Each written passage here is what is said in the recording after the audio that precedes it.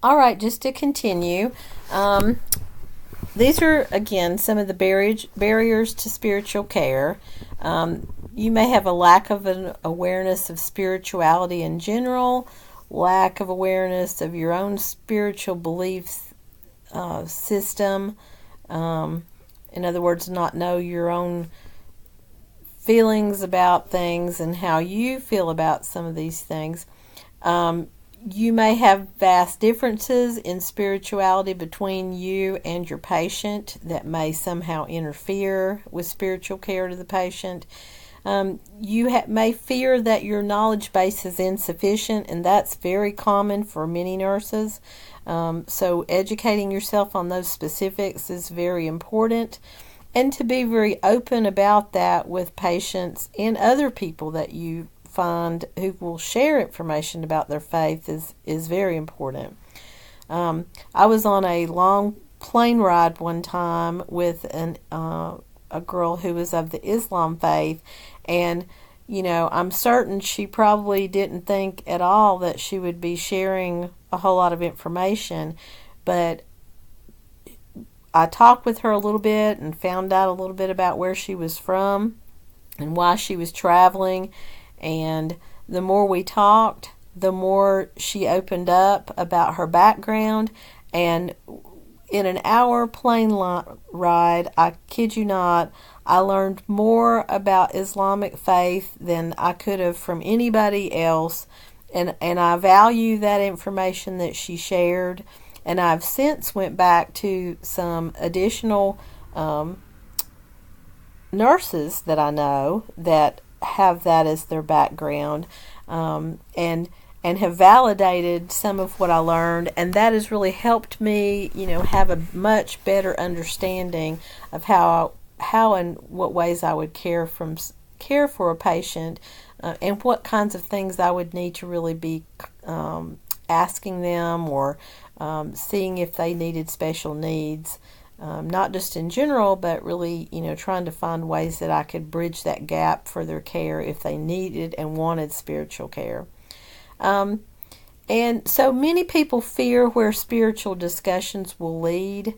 Um, as nurses, we can open up, and our goal in spiritual discussions should be to find out their religion or their faith or their spirituality. It should not be set up for us to be there teaching our faiths, even though our certain religions may encourage us to share our faiths with others. The main thing you want to be very cognizant of is when you're in that nursing role, it's about what the patient's spiritual and religious needs are, not what yours are. So anyway, just be aware of some of those things that may be the huge barriers that you come across in practice. Assessing spiritual needs and practices, there's some tools that it describes here that some people use. I've not seen those too many times fully, I guess, implemented in terms of nursing assessments. Although there are some good models, and I'll show you a little bit more in detail about one or two of these. The one thing that you will find is that with levels of spiritual assessment, initially a lot of your basic assessments may have things in it where you ask about their church preference, if they have a name of a clergy, whom to call in case of emergency, do they have any dietary restrictions, or are there any religious implications to their medical care, like, does their religion prevent them from receiving a transplanted organ or a blood transfusion, things like that. So that's kind of at the surface level of assessment. Later, the more you work with the client and trust really develops, again, more and more details and specifics may be shared, as long as you really have the correct stance for that type of relationship to develop and occur. So, these are some key sources of information about spirituality from the patient. You may do client and family interviews individually or together or both. You may watch the client environment. You may watch some of the dynamics that occur in terms of the way people interrelate. You may ask, the patient may have questions about specific things, and that might guide some further discussion or insight.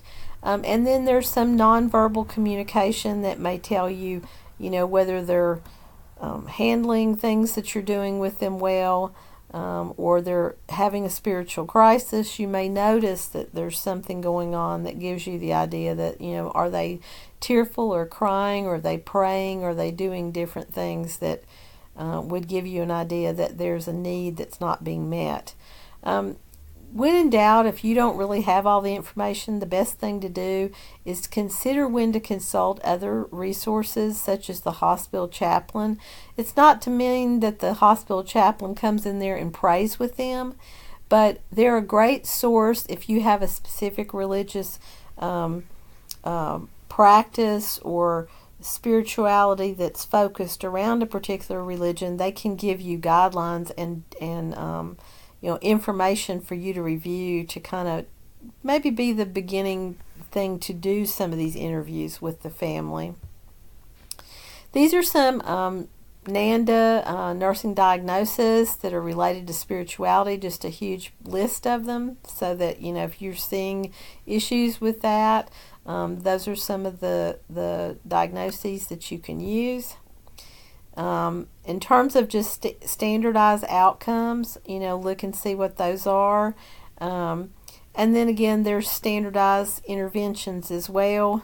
In some cases, you may need to make referrals besides just your own, nursing interventions. It might be that more reinforcements are needed to kind of facilitate some of the things that they need. And these are just a few slides that talk about prayer. When you're talking with prayer, talking about prayer with a patient, determine whether the client wishes you to pray for him or her or with him or her. So, are they asking for you to be the person leading the prayer, or are they wanting to pray and they're just wanting you to be there with them? You really want to ask the client, what exactly would you want addressed in the prayer? And here are some really nice guidelines for nurses. Ask how the client prefers you to address the divine. Is it God? Is it Allah? Is it a specific name related to that?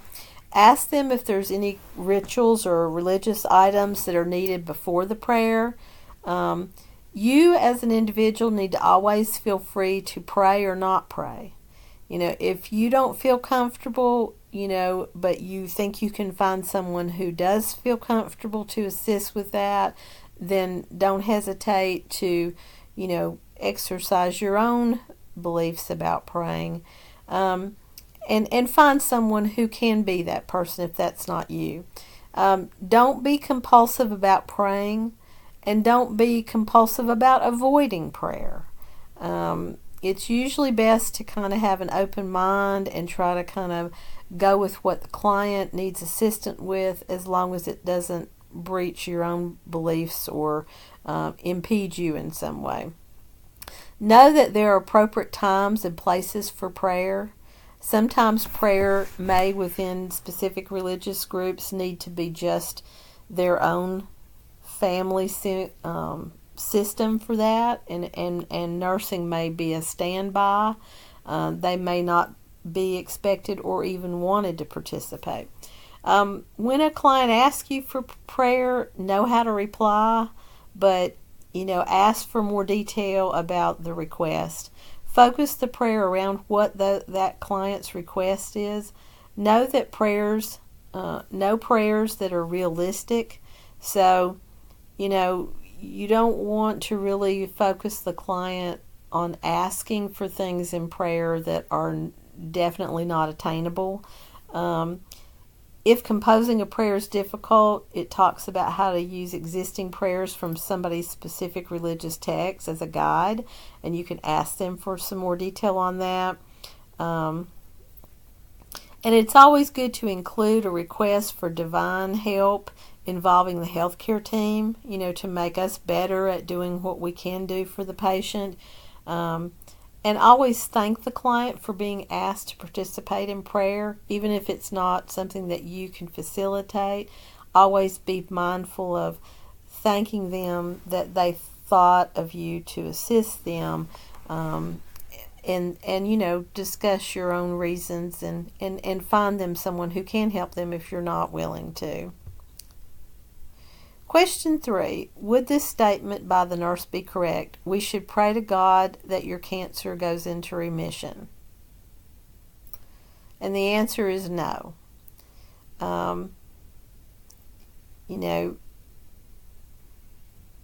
It really should be if the patient wants to ask God for something, then the patient should lead that specific component of the prayer to ask for, the things that and it should be realistic as well.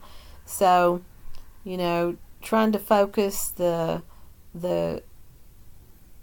content for if it is the patient asking for something in prayer, then that is okay. But as the nurse, we shouldn't be praying for something for the patient's requests. Allow them to make those requests in the prayer themselves. So hopefully this kind of gives you an idea.